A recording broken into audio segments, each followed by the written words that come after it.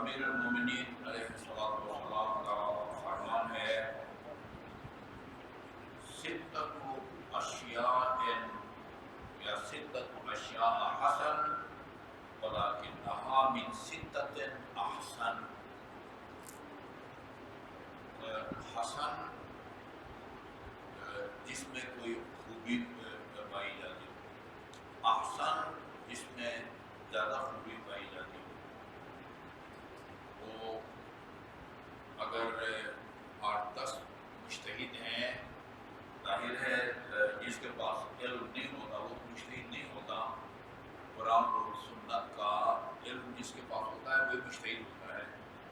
8-10 مجتہد ہیں تو کہتے ہیں ان میں سے جو عالم سب ہیں، لیکن جو عالم ہے یعنی جس کا علم سب سے زیادہ ہو اس کی تقلید کرنی چاہیے. یعنی رسول خدا کے بعد علماء بہت تھے، بہت سارے صحابہ کرام کے پاس علم تھا. ابن عباس کو یہ تفسیر قرآن میں ماہر سمجھے جاتے تھے، حبر الامہ کہا جاتا تھا. وہ حبر سیاہی کو کہتے ہیں. تو وہ ہر زبان کا اپنا ایک طریقہ کار ہے. اس کے وہ تبحر علمی کی وجہ سے امت کی سیاہی کہلاتے تھے.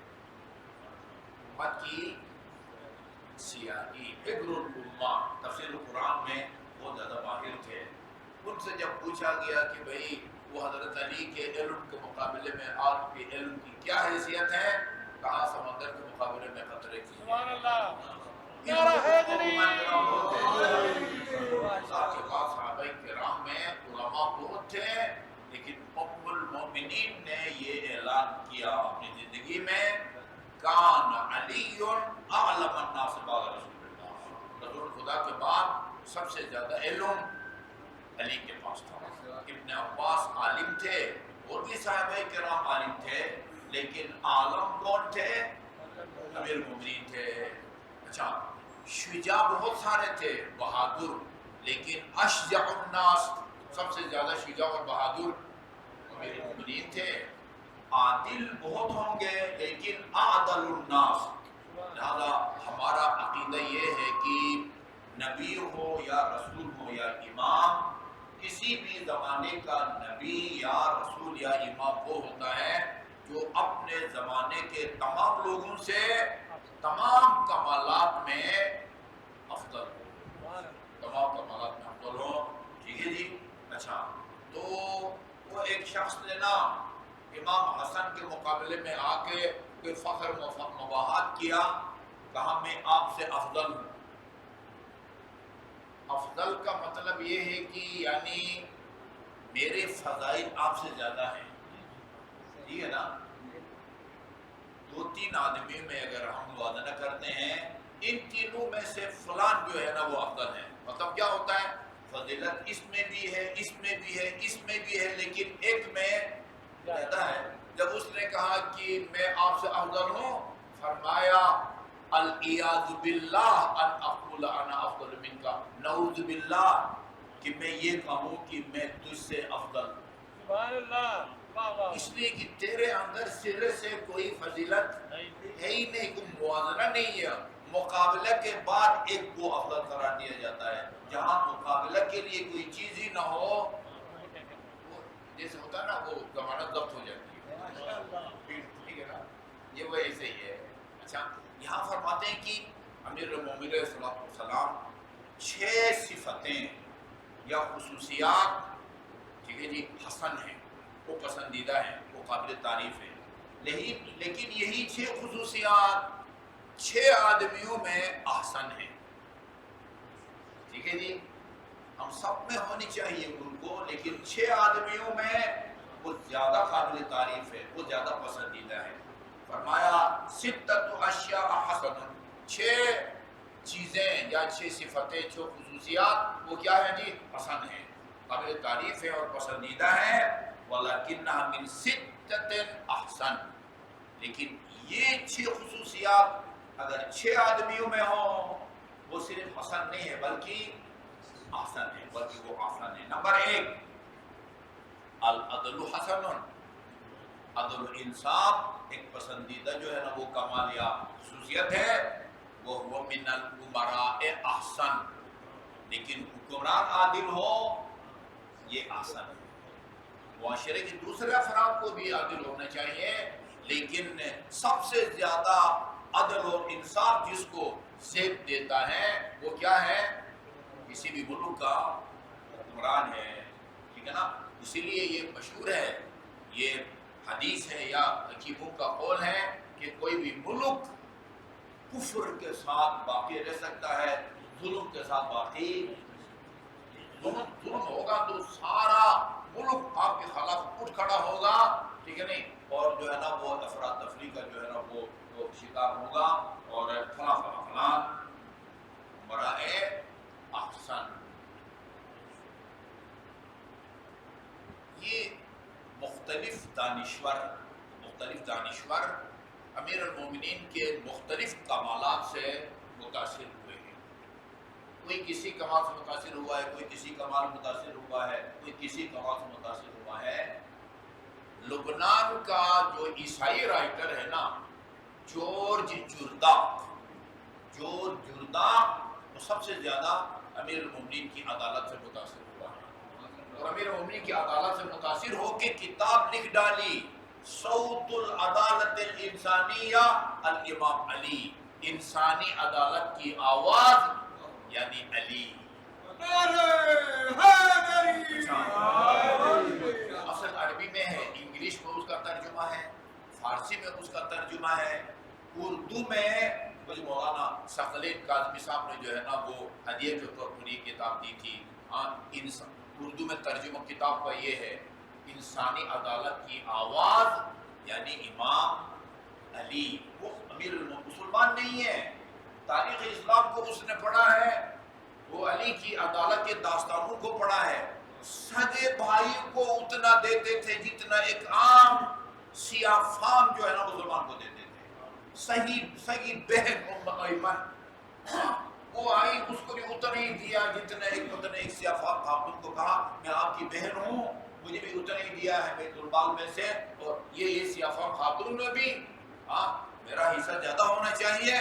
فرمایا خدا نے قرآن میں مجھے یہ تعلیم نہیں دی، اللہ اکبر، میں سگے بھائی کو سگا بھائی عقیل، انہوں نے بلاغہ میں عجیب دردناک منظر پیش کیا ہے، بیٹوں کے ساتھ رنگ اڑے ہوئے تھے، بال پراگندہ تھے، امیر المومنین سگا بھائی، ماں ایک باپ ایک، وہ بھی ابو طالب کا بیٹا، وہ بھی ابو طالب کا بیٹا، وہ بھی فاطمہ بنت اسد کا بیٹا، وہ فاطمہ بنت اسد کا بیٹا۔ سگے بھائی نے کہا کہ بھائی وہ بڑھا دیں، جو ہے نا وہ گزر اوقات نہیں ہوتا، مہنگائی کا زمانہ ہے، وہ ہے نا تھوڑا لوہا گرم کر کے اس کے اوپر جو ہے نا وہ ہاتھ تھوڑا سا دبایا، عقیل کی چیخ نکل گئی،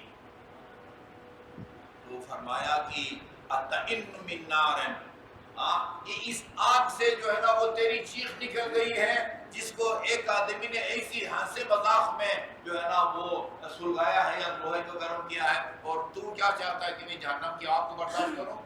سگے بھائی سمجھ کے تجھے بیت المال میں سے جو ہے نا وہ زیادہ جو ہے وہ تھوڑا کوٹا بڑھا دوں، یا سگی بہن، دنیا کوئی ایسا حکمران نہیں دکھا سکتی، سگے بھائی اور بہن کے ساتھ بھی وہ سلوک کرے جو ایک عام مسلمان سے جو ہے نا وہ سلوک کیا جاتا ہے۔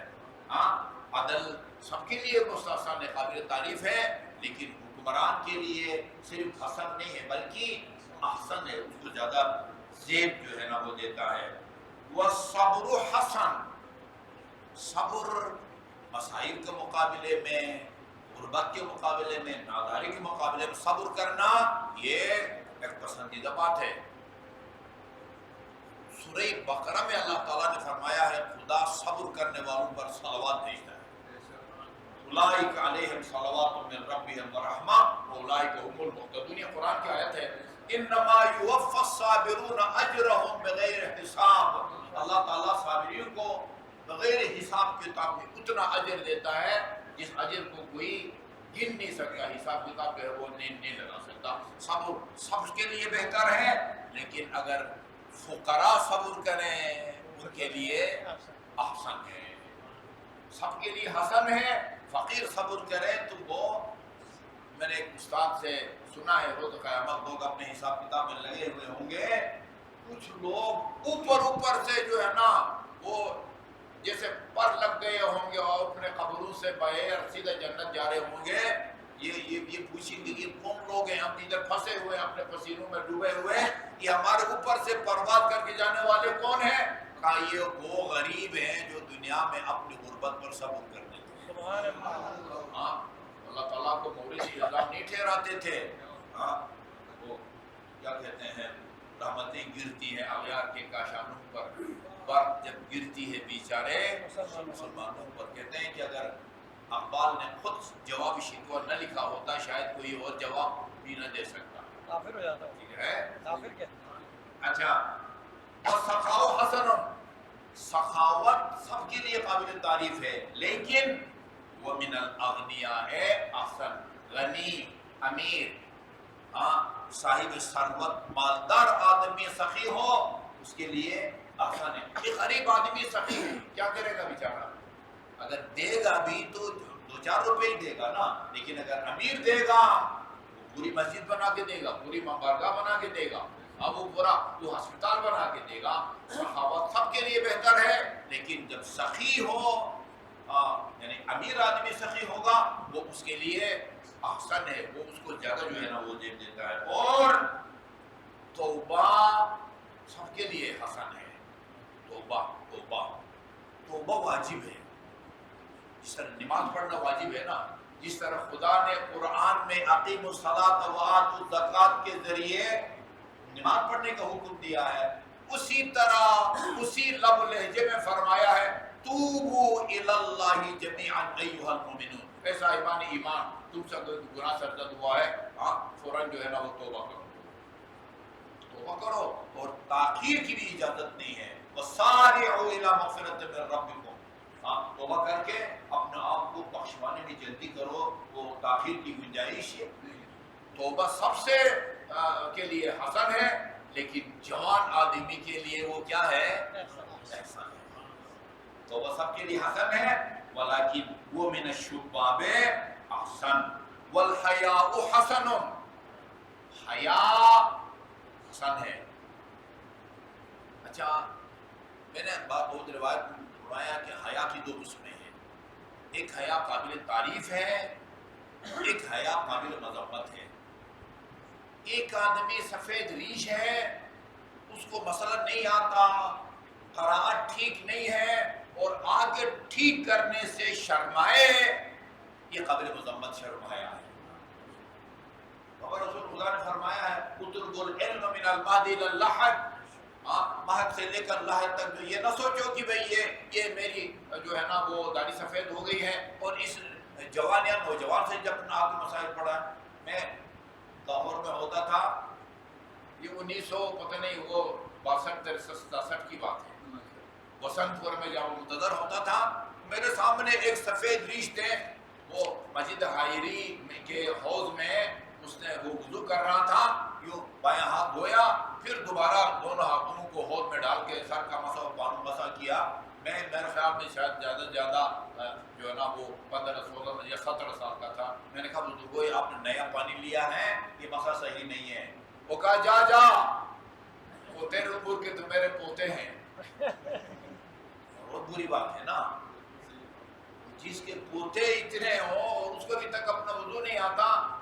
شرمانا جو ہے وہ، میں حج پہ گیا ہوا تھا، وہ ایک دن کی ڈاکٹر تھی، ایک اس کی چھوٹی بہن تھی. وہ ڈاکٹر اس سے پہلے بھی ہمارے ساتھ اس نے حج کیا تھا، تقریباً ہر سال جو ہے آ کر اپنے نماز سناتی تھی.